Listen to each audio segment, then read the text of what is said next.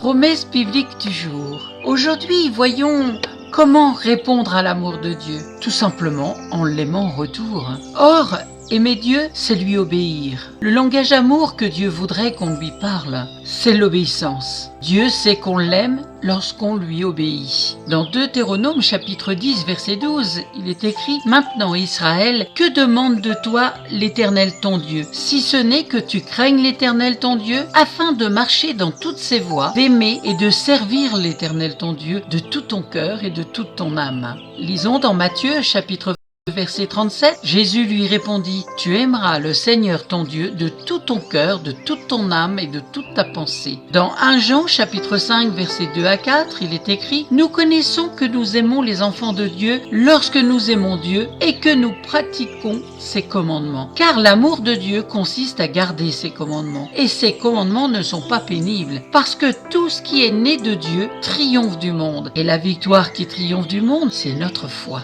Jean chapitre 14 verset 23, Jésus lui répondit « Si quelqu'un m'aime, il gardera ma parole, et mon Père l'aimera. Nous viendrons à lui et nous ferons notre demeure chez lui. » Dans 1 Jean chapitre 4 verset 19, pour terminer, il est écrit « Pour nous, nous l'aimons parce qu'il nous a aimés le premier, tout simplement. » Jésus a donné sa vie à la croix. Lui seul, personne lui a pris sa vie.